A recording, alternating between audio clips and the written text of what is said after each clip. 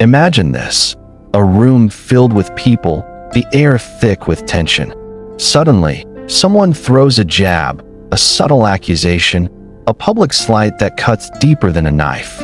Eyes turn towards you, waiting for your reaction. Your heart pounds, your mind races, and like most, you feel the urge to speak up, to explain, to defend. And that right there is the moment that separates the strong from the weak. Because the moment you defend yourself, you've already lost. Niccolo Machiavelli understood this centuries ago. He knew something most people today can't grasp. The man who defends himself kneels before his accuser. He accepts their frame, admits they have the right to judge him. The strong man does not do this. The strong man lets the accusation burn in the air until the attacker begins to choke on their own words.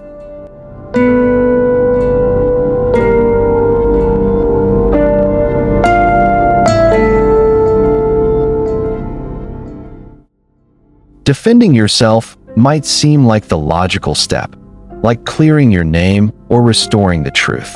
But power dynamics are not about truth, they're about perception. Perception is shaped by frames, the invisible rules of the social battlefield. When you say, "That's not true," you step onto their battlefield, accept their reality, and give them authority over your reputation. Even if you win the argument, you lose because defending yourself makes you look guilty. Only the weak rush to justify themselves.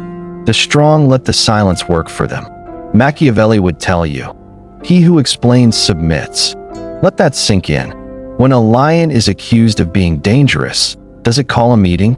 Does it issue a press statement to clear its name? No, it just keeps staring.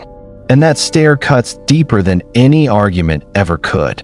The apex predator doesn't seek validation. It doesn't waste breath justifying itself to prey. Your goal isn't to be understood. Your goal is to be feared, respected, untouchable. The kind of presence that speaks louder in silence than others do in screams. Picture this: you're at a business dinner. Someone says, "You always think you're the smartest guy in the room." Most people would laugh nervously or rush to explain. But the Machiavellian move is to pause. You look at them. No smile, no words, just calm, still presence. Now everyone at the table is wondering, why didn't he respond? Did that attack just bounce off him? Does he know something we don't? The attacker starts shifting in their seat. Suddenly, they look insecure. That's the reversal. That's how you flip the frame without lifting a finger. Here's the truth. The more they understand you, the less they fear you. When you explain yourself, you strip away mystery. When you stay silent, you force them to fill in the blanks. And humans almost always overestimate those who say nothing. That's why the most powerful men you've ever seen in business, politics, or even film are rarely the loudest. Think of Michael Corleone in The Godfather. His enemies spoke more than he did. They explained, they shouted, they argued. He just listened and acted when the time was right. When you refuse to defend yourself, something strange happens. Your accuser begins to self-destruct. At first, they'll repeat their accusation louder this time. Then they'll add new details. Then they'll start looking around for backup. Why? Because silence is unbearable to the insecure. They wanted a fight, and instead, you gave them a mirror. Now they're the ones sweating under the spotlight. Machiavelli's other weapon was reframing, flipping the accusation into an attack on the attacker.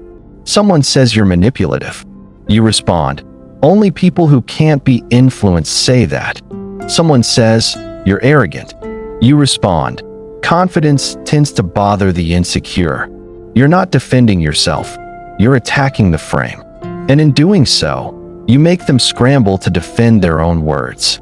I'll give you an example. Years ago, I watched a CEO get ambushed in a meeting. One of his senior managers said in front of the whole board, "I think your strategy is reckless." Everyone froze. All eyes were on the CEO. He didn't lean forward.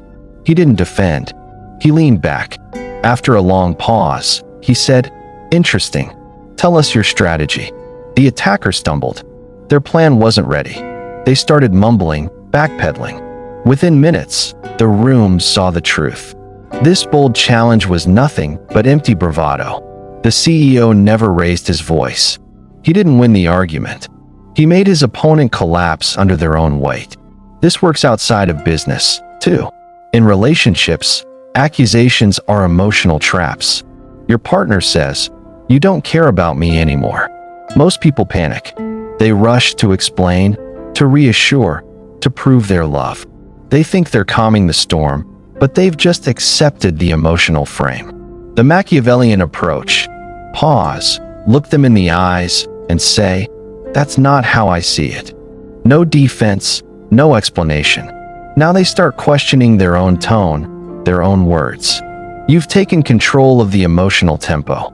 And whoever controls the tempo controls the frame. The ultimate move is vanishing. No reply, no acknowledgement, no reaction. This drives certain people insane. They can't stand the thought that you didn't even deem them worthy of a response. They post more. They talk to others. They try harder to provoke you. And with every attempt, they look weaker, more obsessed. Meanwhile, you're unscathed. You didn't win because you proved anything. You won because they destroyed themselves, chasing your attention. The three tools of the Machiavellian operator: first is silence, default mode. Cold, still, forces them to carry the weight of their own words. Second is deflection, shift the spotlight. Make them explain themselves, chase their own tail. Third is precision cuts, short, lethal phrases that end the exchange instantly. Examples noted. Think what you like. Strange that confidence makes people uncomfortable. These aren't defenses, they're weapons. They don't protect you. They assert your position, make others second-guess theirs, and remind them without you ever saying it, that you are the one in control. Aura is better than reputation. Stop trying to have a good reputation. Good reputations are fragile. One rumor, one lie, one enemy can shatter them. Instead, build a strong aura. A strong aura doesn't depend on approval. It depends on presence. You're not always liked. You're not always trusted. But no one dares move against you without thinking twice. And that comes from one thing. You never look like a man who needs to defend himself. The crowd will defend you. Here's the paradox. The more you defend yourself, the more desperate and isolated you appear. But if you remain calm, composed, and silent, something interesting happens. People start defending you for free. That was uncalled for. He didn't even respond, and you're still going. Now the crowd becomes your shield, your silent army. And what's better than defending yourself? Having an entire army do it for you without you lifting a single finger, without you even breaking a sweat. The final stage is presence. The highest level isn't just silence. It's presence. When your aura is so composed, so unmoved, so far above petty attacks that accusations evaporate before they land, you don't need to ignore them. They simply don't stick to you. And that comes from training yourself to never explain, never justify, never seek validation. Your existence becomes the defense. And that's when you become truly untouchable.